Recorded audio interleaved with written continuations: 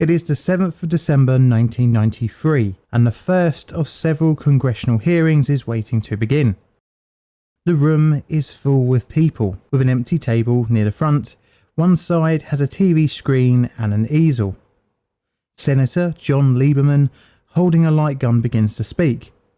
He explains that video games are increasingly becoming a more violent and dangerous influence on children. The TV is switched on, and a video of Mortal Kombat springs to life.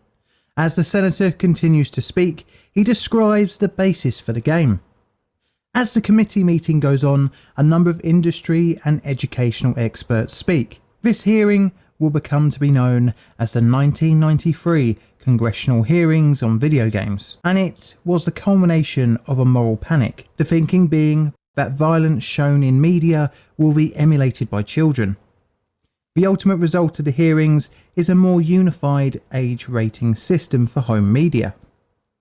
Although not explicitly stated, this idea is an evolution of fears tracing its way back before home video games to a long-standing theory, the social learning theory. This line of thinking became part of the social zeitgeist from a number of studies, starting with B.F. Skinner's operant conditioning and culminating in a controversial but fascinating study called the Bobo doll experiment, overseen by Albert Bandura. The aftermath of the study reinforced the belief that children become violent when exposed to violent media. The experiments would, in retrospect, be seen as a controversial and ethically questionable chapter in the discipline of psychology. Many criticisms to the experiments would be brought forward, including accusations that the children were manipulated to gain the desired results and selection bias. But the results would influence general thinking on children copying actions observed, which would ultimately be the scientific justification of media censorship and age-related restrictions. Welcome to the dark side of science.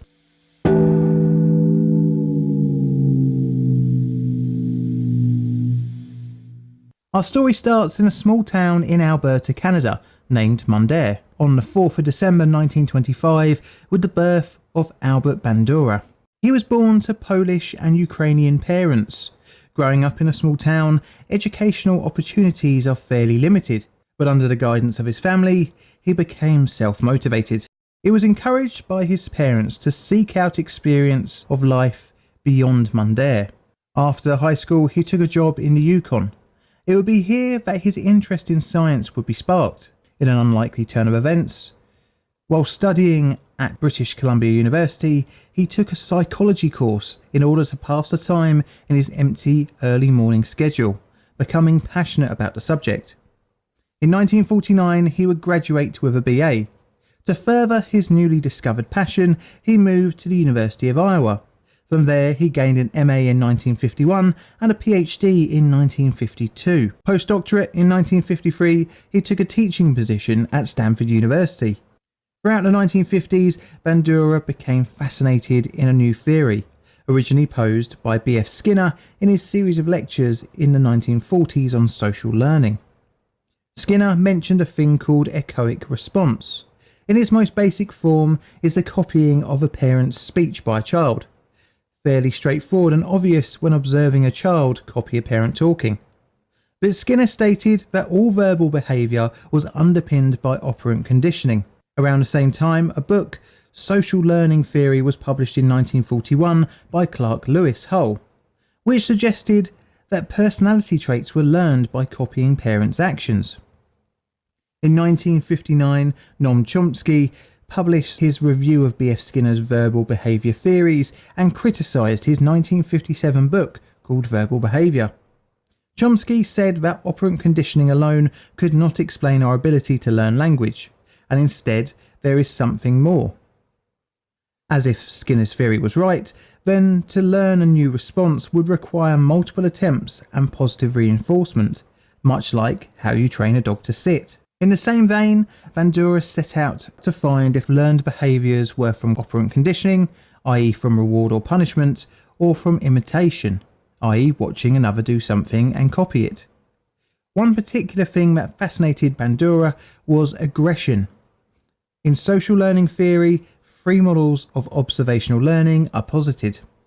Live models, where a person is demonstrating the desired behaviour to a participant.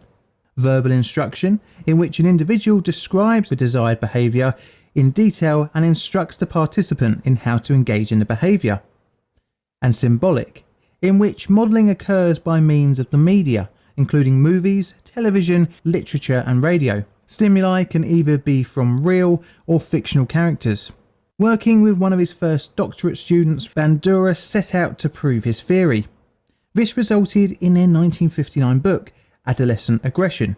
The research for the book involved looking into the origins of antisocial behaviour of 26 adolescent boys.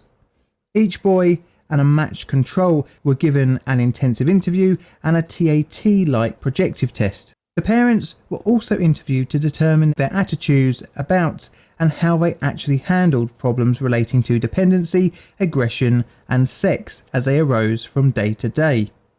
Bandura's next study would be the culmination of his research, and that would be to put the theory into practice and see if a child would copy a model doing a certain kind of behaviour, and this involved a strange item, a large blarp clown doll.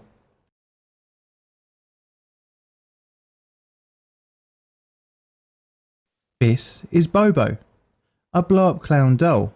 Although a kind of creepy looking toy, he is a bop bag and is intended to be used as a safe way for a child to practice boxing, bouncing around and generally playing with.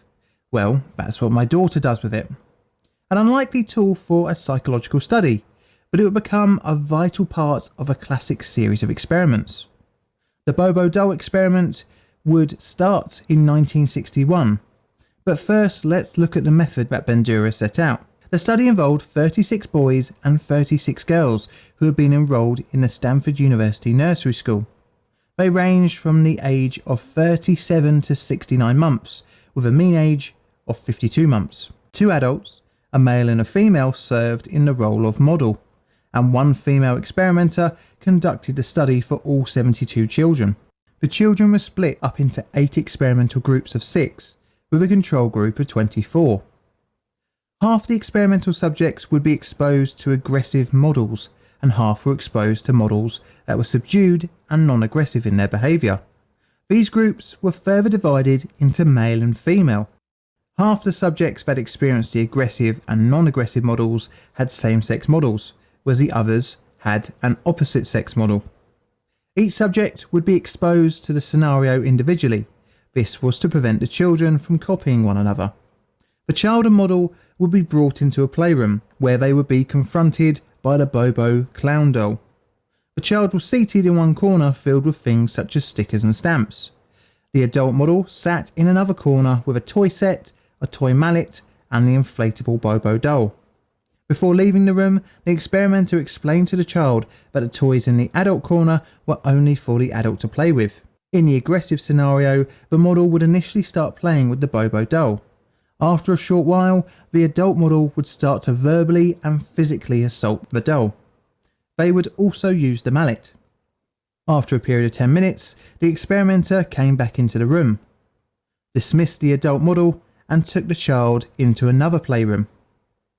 In the non-aggressive scenario, the Bobo doll was completely ignored and the model simply played with the other toys in the room for the 10 minutes, before being dismissed, and the child, like in a previous scenario, was taken to another playroom. The next part of the experiment involved the child being allowed to play in the second playroom with some toys. To create frustration, after around 2 minutes, the experimenter would tell the child they would have to put the toys down, because they were reserved for other children. They were told they could instead play with the toys in the experimental room. In the first room with the Bobo doll, the child was allowed to play for 20 minutes, while an experimenter evaluated the child's play.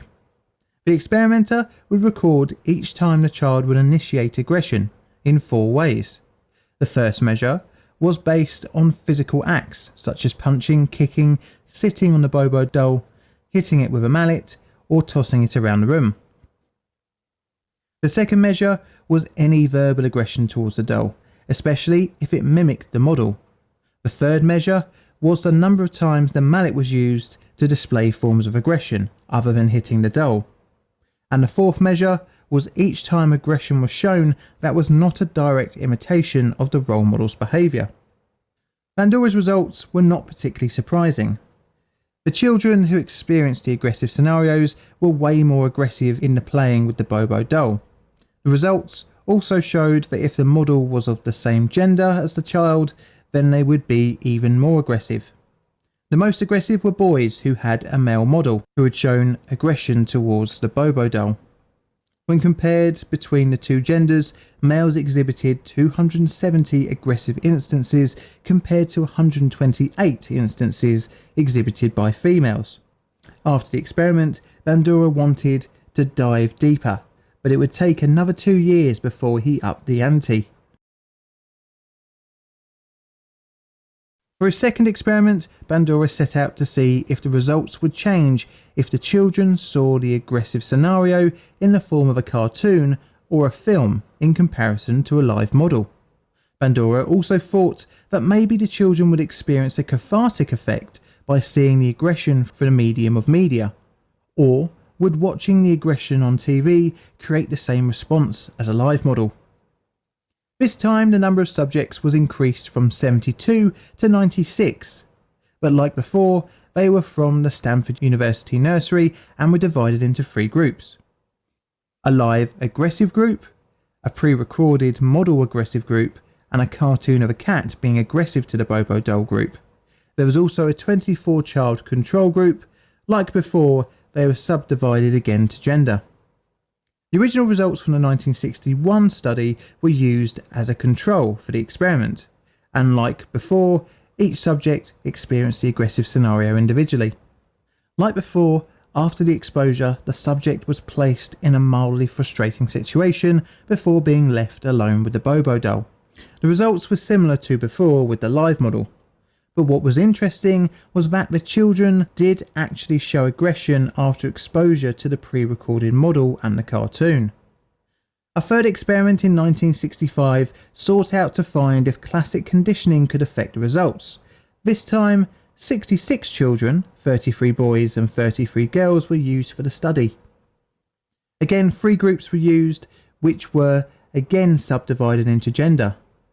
The first group would witness a model display aggression towards the Bobo doll, followed by a researcher praising the model, rewarding them with candy.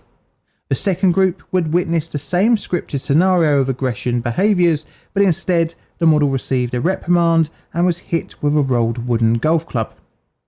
The third group served as the control, and the model had no reward or punishment for the displayed behaviour. The children, like before, would watch individually.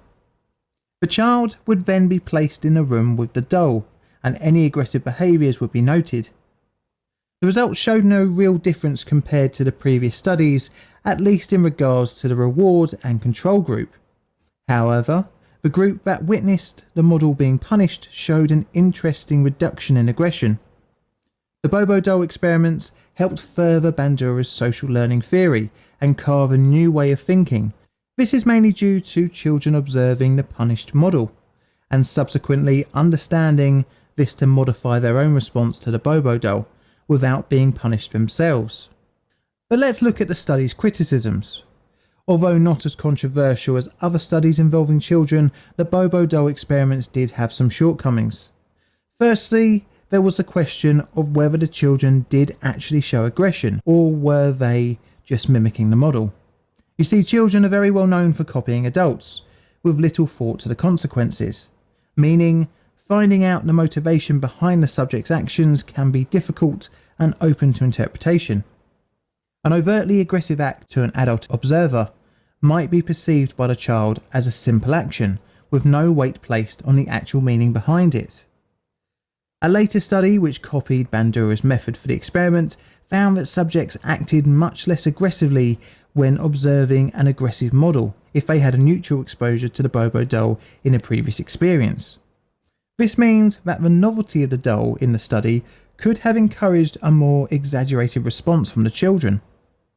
The study could also be considered as unreliable, as most of the subjects were from the same racial and economical background, being that in the early 1960s the majority of attendees were wealthy and Caucasian, due to having parents that were students of Stanford University. The main concern for the study, however, is its ethical implications. This is due to the children being almost trained into being aggressive by placing them in a frustrating situation before observing them with the Bobo doll.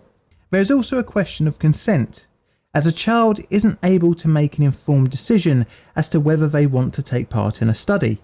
Needless to say, from all three studies, the subjects did not agree nor disagree to take part, which leaves a potential ethical grey area. The children also didn't have a long enough cool-down period between experience exposure and observation. This means that there can be no proper conclusion as to the long-term effects of exposure to aggressive acts. Which brings us back to the media and whether it actually in the long term makes children more likely to be violent in real life. Personally, I think age restrictions on media is a good thing. As a parent myself, I would not want my child to be exposed to age inappropriate material, such as swearing, as I know she will just start copying and say it to everyone she speaks to. I think the Bobo doll study is a very fascinating experiment. Although not particularly dark, I still really enjoyed looking into the subject. The study is a very important cornerstone of modern day psychology, and this is reflected in Albert being the fourth most cited psychologist of all time. And as such, I'm going to rate it a 3 on my ethical scale, which is mainly due to the lack of informed consent from the children. But more importantly, where would you rate this subject on my scale? 1 being all okay, and 9 being as cruel as a fox's head on a stick? Let me know in the comments below.